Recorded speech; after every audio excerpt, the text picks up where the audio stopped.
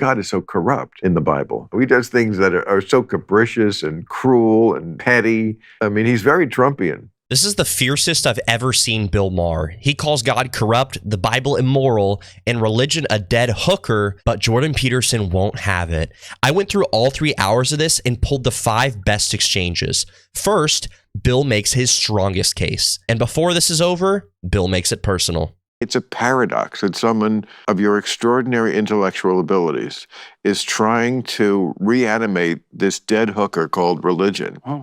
Religions are supremacist just by their nature. Islam is super supremacist in that way. A lot of the people today who are speaking for it will tell you right to your face, why am I supporting this? Because Islam is the best. Of course, obviously. And certainly the Bible, same thing. God is very supremacist for the Jews. I find it very amusing that the thing that they are accusing the Jews of today of doing, colonizing, ethnic cleansing, which are neither true, are true in the Bible. That's exactly what God tells the Jews to do. Kill all the men and the women who aren't virgins, kids. I mean, standard pattern of human warfare. I know, but for people who take a book as the guide to morality, it's filled with terrible morality. Is it worth it to resurrect that whole structure when it comes without it? It's what I call the one turd in the pool theory. A book that contains, we're okay with slavery, it's terrible on women, it's terrible on homosexuals. It's like if somebody said, yeah, but you know what? There's only one turd in the pool, jump on in. I wouldn't jump in. You get me? Yeah. I mean, there's nothing incoherent about that argument, although I think it still leaves you in an awkward position because the postmodernist would say, take a look at your stance and say, well, you defend Western civilization and there's plenty of turds floating in that pool. Okay. Right. All right. You win that one. Well, notice how Peterson flipped that one. Bill's whole argument is that religion is the problem, but the world without religion is just as broken. So if getting rid of religion doesn't fix anything, what does? And the Bible's answer is uncomfortable. The problem isn't just bad religion, as Bill Maher said. It's each one of us in our own sin. And Bill Maher gives him that one. But then Bill doubles down and makes this argument way harder to answer. Let's watch. There are plenty of turds floating in that pool. That's true. Right? And but here's the thing. We can fish our turds out. We had slavery, but we fished that turd out of the pool. You can't do that. The Bible is the Bible. Yeah, it's there, and it was written by God. It was the Protestant evangelists that did that. What? Took that particular bit of pollution out of the pool. That was Wilberforce in the UK, and he was completely motivated by religious motivations. People who were for emancipation? He was the one who convinced the UK to put their navy against slavery. And 87 years later, we did something about it. That's the big argument against religion versus science. It's self-correcting. We can be self-correcting. Religion, to a lot of people, seems too rigid. Its virtue is that it's set in stone. One of the criticisms that Christ levies against the Pharisees is exactly that criticism. He tells the Pharisees that they worship their own doctrines as if they're religious truths, and that they would have killed the prophets. Had they been around in the time of the prophets that they purport to worship, they would have killed them. So he accuses them of a very deep cynicism. And he's trying to make the same point you're making, which is that you're not supposed to worship the static doctrines of men as if they're religious doctrines. Part of what the genuine religious enterprise is the attempt to identify what that spirit is, that dynamic spirit. And I think that can be done. And he's right. Bill Maher attacked the Bible for having slavery, but Wilberforce, a Christian, didn't fight slavery in spite of his faith. He fought it because of it. And Bill says that religion is too rigid to ever change. But Peterson points out that Jesus himself made that exact same criticism of the Pharisees. The Bible was never defending dead or bad religion. It was the first to attack it. And so Bill knows that both of those answers really landed. But Bill's not finished yet. And now he's going to stop attacking the Bible and instead attack straight at Christians and God himself. Watch this. I just love the way they love the Bible. And it's the greatest book, and they swear on it, but it has these things that are comically stupid and corrupt. I mean, God is so corrupt in the Bible. You can bargain with humans. He does things that are so capricious and cruel and petty. He's very Trumpian. I'm going to tell you a story. Okay. A Bible Tell me story? what you think about a Bible story. So here's what happens to Jonah. He's just minding his own business.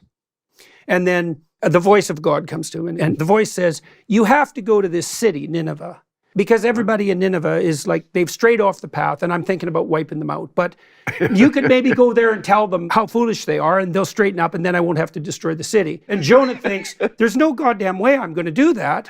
First of all, Nineveh is a city of his enemies. Babylonia. It's a city that he's not allied with. And so he thinks, well, you guys can go to hell in a handbasket, and if God wipes you out, that's perfectly fine with me. Right. And then he also thinks, like any wise man would, it's like, I see, this is the task you have for me. It's like, there's 150,000 people there.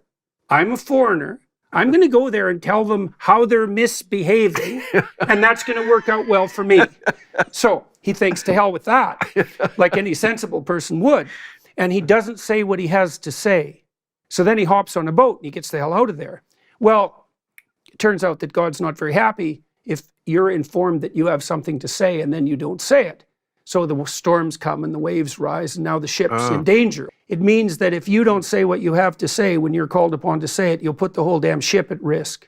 This might seem a little random right now, but Peterson's about to use this story to make a powerful point that Bill doesn't see coming. And Jonah, to his credit, says, yeah, it's me. You know, I had a task to do. I refused it.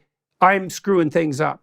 And the sailors actually try to save him, but it doesn't work, so they throw him overboard. Now you think, okay, Jonah's got what he deserves because he shut the hell up when he had something to say, and now he's going to die. And you think, that's pretty damn rough. And so the next thing that happens is Jonah's drowning away. That's about as bad as it gets. And then this creature from hell itself comes up from the bottom of the abyss and takes him down.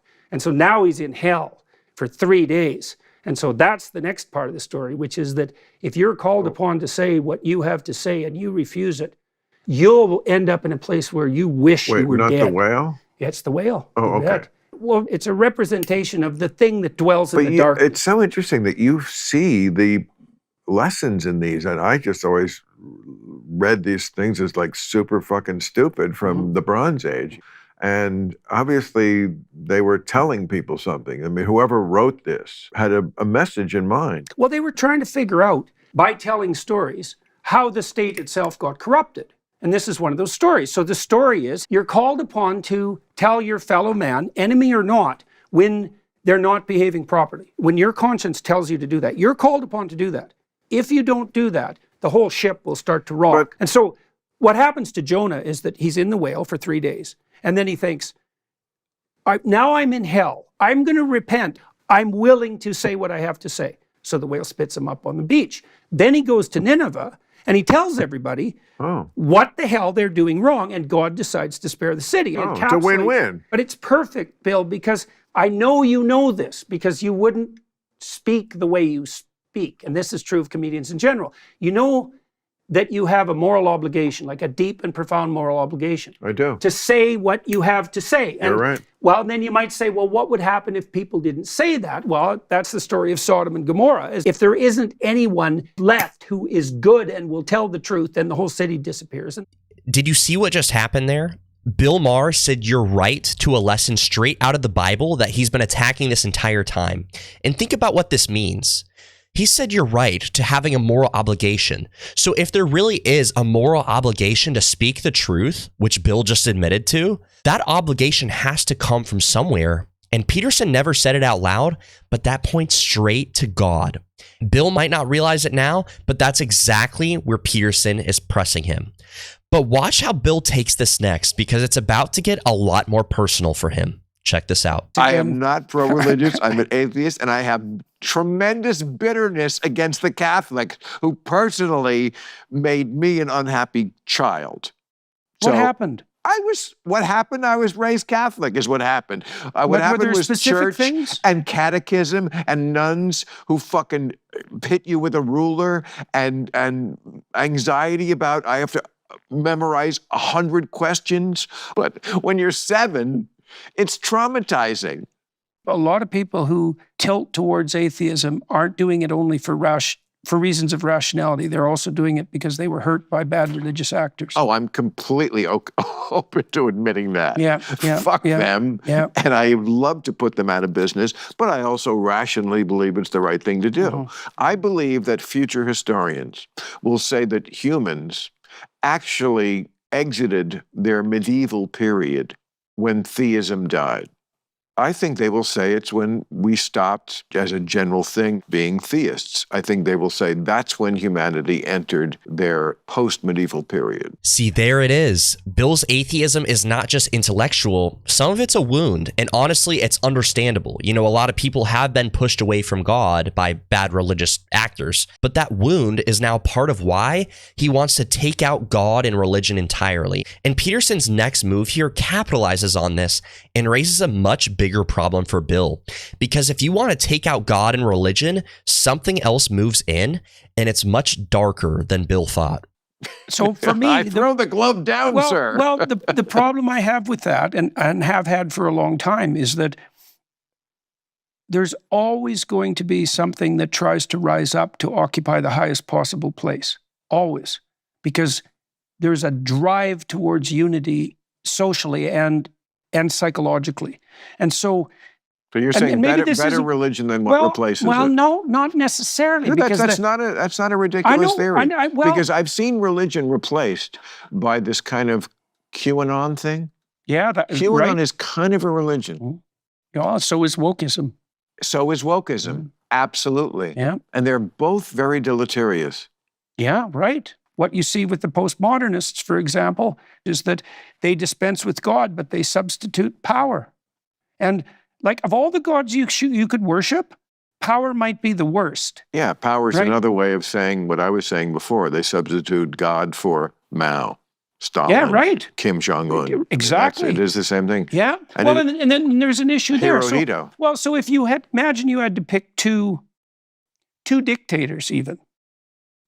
And one believed that he was God himself. And the other believed that despite the fact that he had almost unlimited temporal power, there was something sovereign above him that he was beholden to. Which of the two would you pick? You could imagine a situation where it's North Korea. What I say goes. And that means, and I'm saying that deeply, I'm saying whatever I say is right by definition. Right. That's a rough situation. 11 holes in one. Yeah, exactly. Do While not inventing question it. hamburgers. Yeah. And so as civilization progressed, there was this abstraction of the idea of sovereignty as a principle itself, and that the leader should be subordinate to that. That's the real issue here. Bill still thinks that the death of God would solve the problem, but Peterson's point is that it wouldn't. Remove God and something else is going to rise up and take that place. And when that something is power, it doesn't liberate people, it devours them. But Peterson's darkest point is still coming, because what happens to nations when God is removed also happens inside of us in a single person. And Peterson has a name for what that kind of person becomes. No, life is random. Good people get punished for no reason, and bad people go unpunished. You just, yeah, you're right. I mean, if you're some sort of a petty criminals always committing crimes, you're probably going to wind up in jail, and that's not good. But not everything has a logical connection to it. Well, and lots of times good people suffer terribly. Terribly. Right, and that's partly what Job is trying to deal with. Because if we don't operate on the assumption that there's something like an intrinsic moral order, it's very difficult for us to conjure up the courage to continue to exist when things go seriously sideways. But it's worse than that because, and this is why I brought up the Cain story earlier, if you are tortured, even unjustly, and you lose faith in yourself and the structure of existence, it isn't only that you become demoralized, it's that you tilt towards malevolence. You start to work against things. Well, that is what seems to happen, is that Right. like once you turn against life, like you watch someone you love suffer, or maybe you're in agony for doing something good. And so then maybe you get cynical and you get bitter. But the problem is that has a direction too. That is what happens to Cain. Like he starts out cynical and bitter, but he ends up murderous and his descendants are genocidal. Like that doesn't seem like a good alternative. Cain started out as somebody who felt wronged, but ended up a murderer. And Peterson's point isn't just mythology in a story, it's really a pattern of the human heart. Because when suffering stops meaning anything, people don't just get sad, they get dangerous and self-destructive. And for an hour, Bill tries to argue that the Bible makes the world worse and is filled with immorality. But the deeper the conversation goes, the more it starts explaining the very things he's worried about. And if what Peterson's been saying is true, then the problem isn't religion, it's not society, it's not politics, it's the human heart. That really, we need to be changed from the inside. 3 years ago, I was an atheist like Bill, and I probably would have agreed with him on some level. Not because I'm against God, I just hadn't really looked into it. But then I actually picked up the Bible when I realized that I couldn't just live on my own and I needed help. And when I read the pages of the Bible and saw the story of Jesus in the Gospels, everything changed for me. And I've never been the same since. Make of that what you will.